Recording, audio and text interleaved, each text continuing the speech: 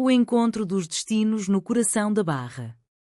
A claridade da manhã invadia a sala de estar através das grandes janelas de vidro, trazendo consigo o burburinho distante do trânsito e o aroma fresco do café que acabara de ser passado. Arnaldo estava de pé junto à mesa, ajeitando o colarinho de sua camisa com um nervosismo evidente que tentava disfarçar a todo custo.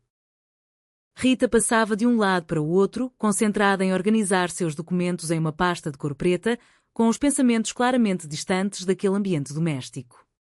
O silêncio entre os dois era quase palpável, interrompido apenas pelo som dos passos firmes de Rita no assoalho de madeira. Arnaldo pigarreou, quebrando a monotonia do ambiente com uma voz vacilante e cheia de expectativas acumuladas ao longo dos últimos dias. Ele olhou para a esposa e perguntou se podia falar com ela. Rita, sem desviar os olhos de seus papéis, respondeu prontamente que sim, questionando o que de fato estava acontecendo. Ele suspirou profundamente e comentou que eles não tinham conversado muito ultimamente. Aquela afirmação fez com que Rita parasse o que estava fazendo imediatamente. Ela olhou para ele com uma expressão de total incredulidade e perguntou se ele estava enlouquecendo.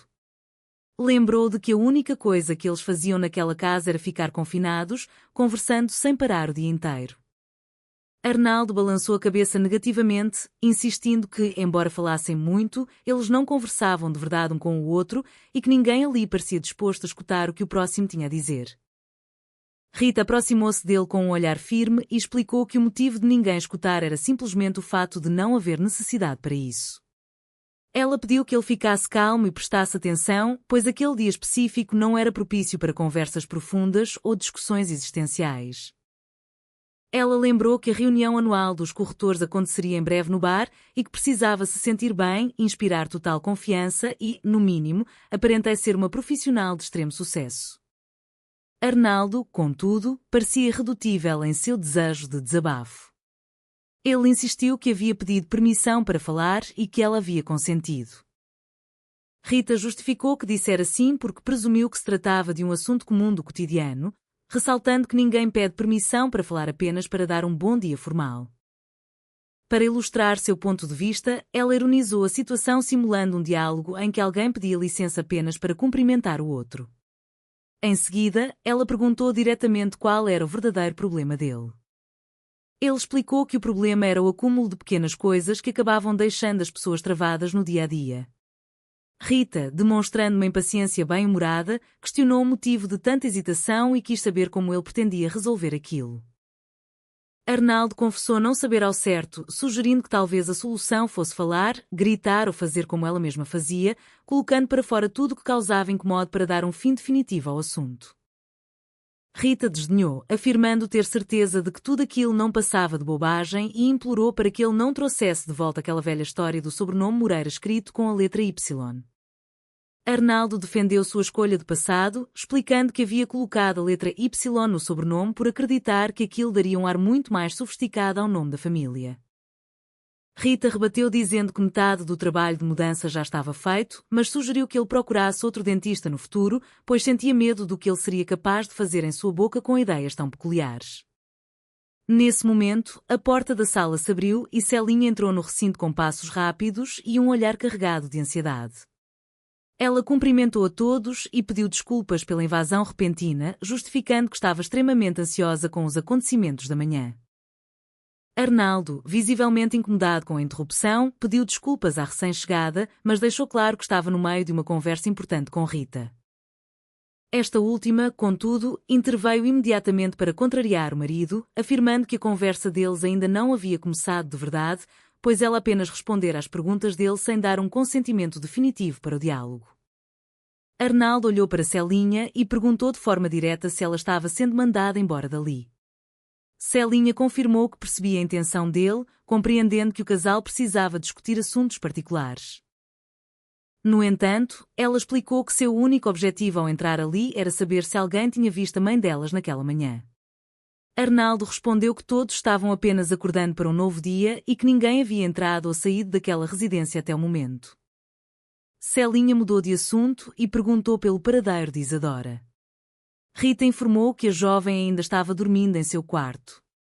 As duas começaram a discutir sobre o comportamento recente da moça, comentando que ela parecia ter seguido por caminhos tortuosos dos quais seria muito difícil escapar. Rita expressou a sua indignação com as atitudes da jovem, revelando que havia sofrido um golpe financeiro de R$ 1.000 aplicado por ela. Celinha não se mostrou surpresa e admitiu que a jovem também havia tentado aplicar um golpe semelhante contra ela, mas orgulhou-se de ter sido mais esperta por já conhecer os truques da vida. Arnaldo interveio na conversa das irmãs, criticando a maneira como falavam de Isadora, como se a jovem tivesse nascido com um defeito de fabricação de fábrica. Ele mencionou que a moça era o fruto do meio em que vivia, uma afirmação que Celinha apoiou integralmente, atribuindo a responsabilidade pela criação da jovem a Mário Jorge. Rita defendeu o pai de sua filha, dizendo que a culpa não era dele e questionando de quem seria a responsabilidade pelas atitudes de Adonis, se não do próprio pai. Arnaldo confessou que às vezes olhava para Celinha e sentia o peso das escolhas do passado. Celinha, sentindo-se ofendida, perguntou se ele acreditava que ela havia entrado naquela casa com o objetivo deliberado de atacá-lo. Ela brincou dizendo que, quando se deu conta, já estava criticando as decisões dele. Arnaldo rebateu, afirmando que ela não o enganava e que, no fundo, ela pensava que ele havia sido uma péssima escolha para o casamento, acreditando que ele deveria ter sido marido dela. Celinha negou veementemente, argumentando que uma pessoa que erra no primeiro casamento e tenta uma segunda vez com alguém como Mário Jorge é alguém que realmente procura problemas e gosta de viver no limite do perigo. Para ela, Mário Jorge representava o fim de qualquer estabilidade. Mário Jorge entrou na sala de repente, visivelmente ofendido com o que acabara de ouvir. Ele reclamou que mal havia chegado e já estava sendo alvo de críticas severas pelas costas. Olhando para Rita, ele disse que ela não tinha vergonha na cara por pedir uma carona para a reunião dos corretores enquanto falava mal dele pelas costas. Ele declarou que não daria mais a carona prometida e sugeriu que ela fosse a pé. Celinha tentou acalmar os ânimos e chamou pelo companheiro, perguntando se havia alguma novidade sobre a mãe delas. Arnaldo questionou se a preocupação constante de Celinha com Copélia tinha algum motivo específico além do sumiço habitual dela. Mário Jorge interveio com um sorriso irónico, sugerindo que àquela hora da manhã a senhora provavelmente estaria sem roupas ao lado de algum homem exótico de origem sérvia, croata ou malaia. Ele relembrou uma conversa recente em que Copélia confidenciara estar apaixonada por um cidadão malaio que possuía uma habilidade incomum para abrir frutos do mar. Celinha duvidou da história, achando que era apenas uma invenção dele. Mas Mário Jorge insistiu que era a mais pura verdade e que sentia vontade de chorar só de pensar na situação. Rita apressou o companheiro, dizendo que eles iriam se atrasar para o compromisso. Antes que pudessem sair, a senhora Alves surgiu na porta da sala com um sorriso radiante e um croissant na mão. Ela cumprimentou Celinha e explicou que havia entrado na casa ao lado e, ao notar que a mesa do café estava posta e vazia, aproveitou para tomar o seu de jejum ali mesmo, elogiando a qualidade dos pães. Celinha perguntou se a vizinha tinha visto Copélia. A senhora Álvares respondeu negativamente, comentando com humor que a última imagem que guardava da senhora era dela vestindo um biquíni e pulando o muro que dava para o matagal vizinho. Celinha quis entender o motivo de tantas acrobacias sobre o muro, questionando se a passagem para a comunidade local já não deveria estar aberta por ordem judicial.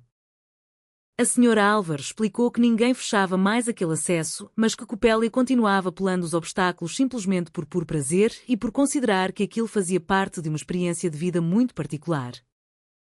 Diante do questionamento de Celinha sobre que tipo de experiência seria aquela, a vizinha preferiu não tecer maiores comentários. A senhora Álvares mudou o rumo da conversa e perguntou se Mário Jorge e Rita estavam prontos para partir. Ao ser questionada se também iria ao evento dos corretores, ela confirmou com entusiasmo, alegando ser grande amiga de Irineia, a quarta presidente da associação. Ela relembrou com nostalgia uma viagem maravilhosa de 25 dias que fizera pela Europa ao lado de Lair, afirmando que todo o passeio fora patrocinado por Irineia. Mário Jorge corrigiu-a imediatamente, lembrando que o patrocínio na verdade viera do bolso deles mesmos e pediu que ela não tentasse enganá-los. A senhora Álvares defendeu-se, dizendo que não era uma pessoa totalmente má e que, pensando no bem-estar de todos e no desejo de eliminar preconceitos, trazia um presente especial para o grupo. Arnaldo desconfiou imediatamente, classificando a oferta como uma cilada e afirmando que, se vinha daquela vizinha, ele preferia recusar por parecer um presente grego. A senhora Álvares implorou para que Celinha e os demais a escutassem. Ela dirigiu-se a Rita, sabendo que ela aceitaria a proposta por gostar de uma boa remuneração financeira, e revelou que o valor oferecido daquela vez era extremamente alto. Rita sentiu-se ofendida com a insinuação e questionou que tipo de pessoa a vizinha pensava que ela era, indagando se ela realmente acreditava que ela se venderia por qualquer quantia monetária. Mário Jorge respondeu que sim, gerando um rápido bate-boca. Ele pediu que Rita o deixasse ouvir a proposta da vizinha, argumentando que a personalidade dela era muito clara e transparente para qualquer observador atento. O conflito verbal entre Mário Jorge e Rita se intensificou, com trocas de acusações sobre quem havia caído em uma armadilha ao decidir se casar com o outro. Arnaldo interrompeu a discussão do casal e pediu que a senhora Álvares continuasse com a sua explicação sobre a suposta oportunidade, admitindo com resignação que eles provavelmente acabariam aceitando a proposta de qualquer maneira. A vizinha explicou então que Irineia, além de presidir a Associação de Corretores, era sócia de uma grande agência de publicidade e estava buscando um casal para protagonizar a nova campanha de um produto de higiene de uso diário.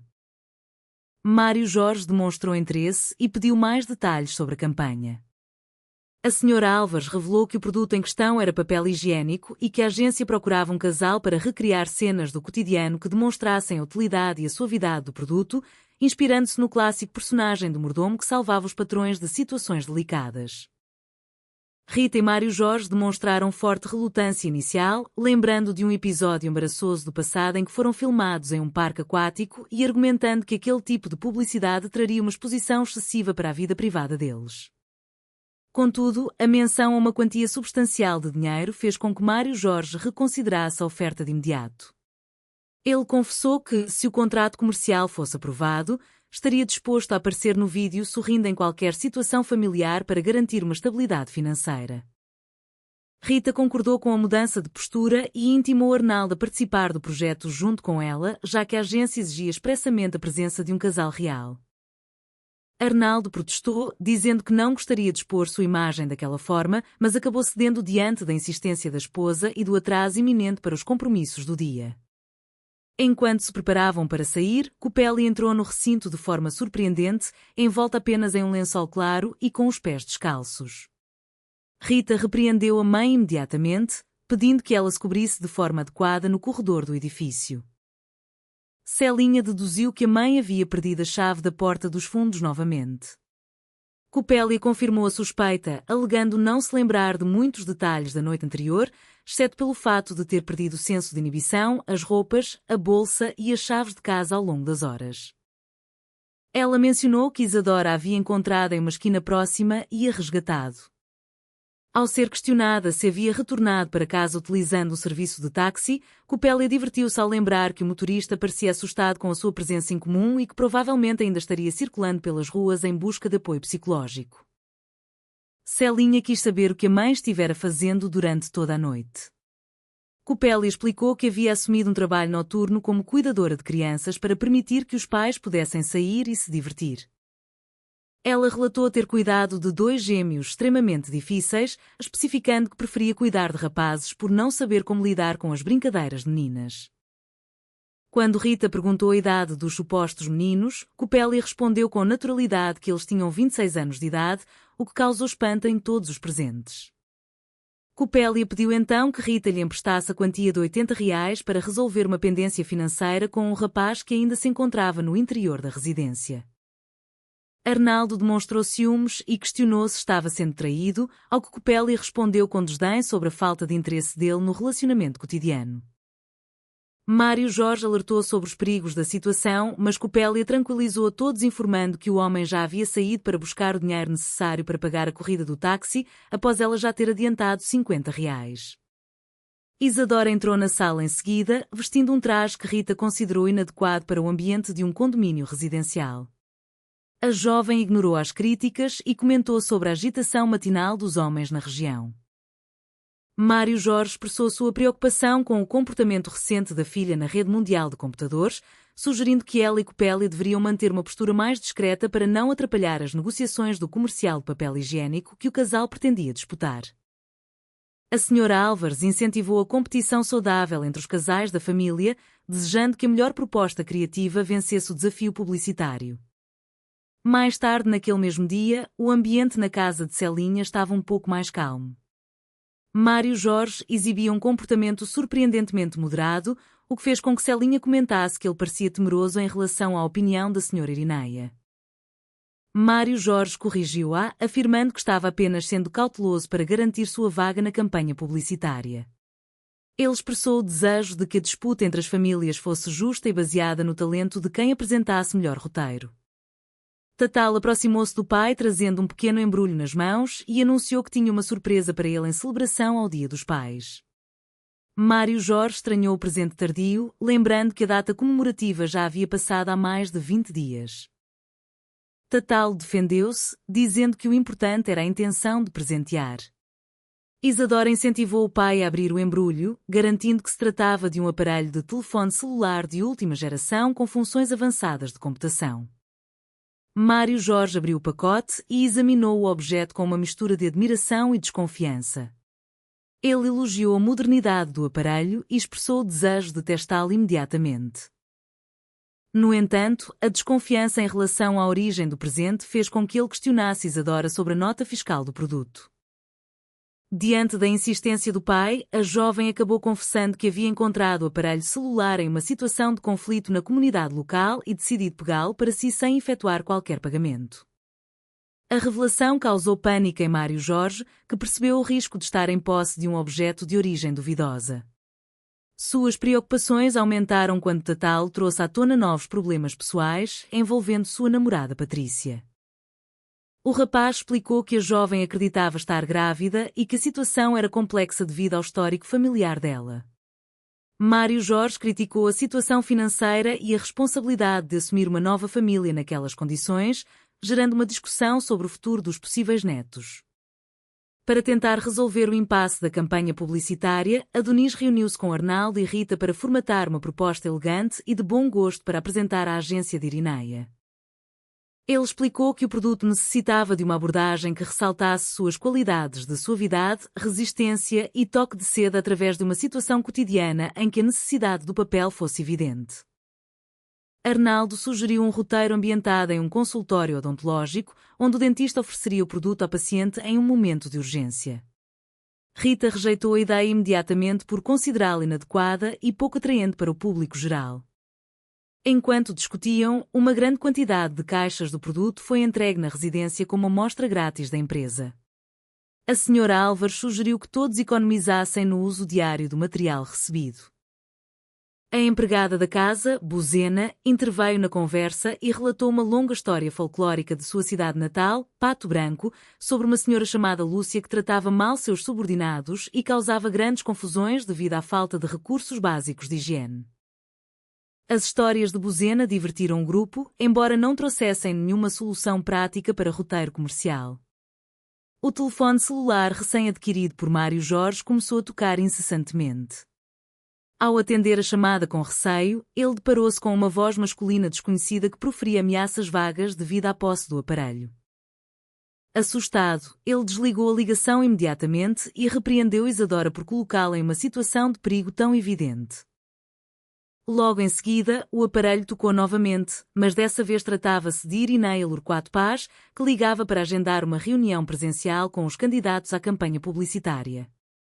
Diante de tantos acontecimentos simultâneos, o grupo decidiu que a melhor alternativa para aliviar as tensões daquela manhã seria realizar um passeio conjunto até o centro comercial da região. Rita e Celinha organizaram as bolsas e os cartões de crédito para as compras de vestuário necessárias para os próximos dias. Isadora e Tatal animaram-se com a perspectiva de distração, enquanto Coppelia preferiu permanecer na residência para focar em suas próprias aspirações artísticas e comerciais. Todos saíram em direção ao elevador, deixando para trás as discussões sobre roteiros, telefonemas e as pequenas confusões que uniam e divertiam aquela singular família no coração da Barra.